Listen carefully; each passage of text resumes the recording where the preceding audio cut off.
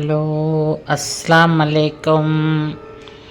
நான் வீடியோ போட்டு ரொம்ப நாள் ஆச்சு. என்ன வீடியோ போடலன்னு கேட்குறாங்க. என்ன டிஷ்ஷு போடன்னே தெரியலை.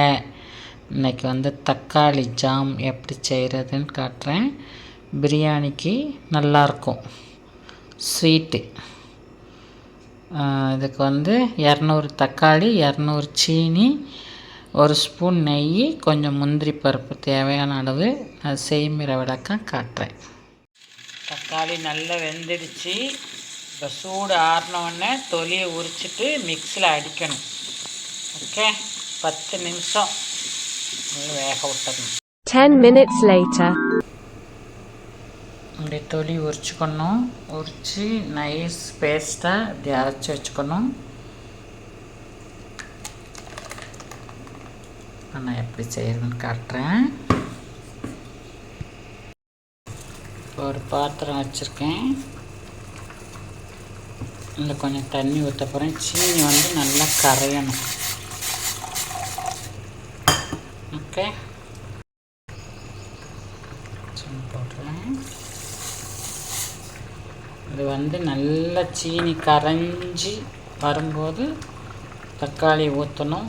அப்புறம் தண்ணி வற்றி நல்லா குழு குழுன்னு வந்ததுக்கப்புறம் நெய் ஊற்றி முந்திரி பருப்பு போட்டு தாளிக்கணும். அவ்வளோதான்.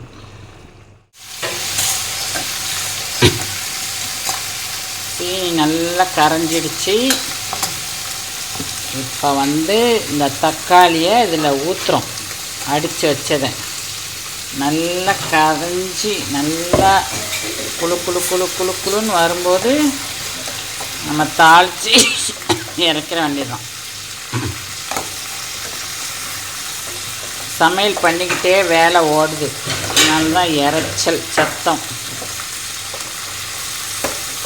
நெய் நல்லா உருகிடுச்சு. முந்திரி போடுறேன். முந்திரி போட்டு தாளித்து அதில் ஊற்றிட வேண்டியதான். ஜாம் சூப்பராக வந்துடுச்சு. இப்போ நான் தாளித்து கொட்ட போகிறேன். நல்லா கத்தியாக வந்துடுச்சு. அதை நீங்கள் ஒரு பாட்டிலில் ஊற்றி வச்சுட்டிங்கன்னு வச்சுக்கோங்க. நீங்கள் எப்போனாலும் எடுத்து யூஸ் பண்ணிக்கலாம்.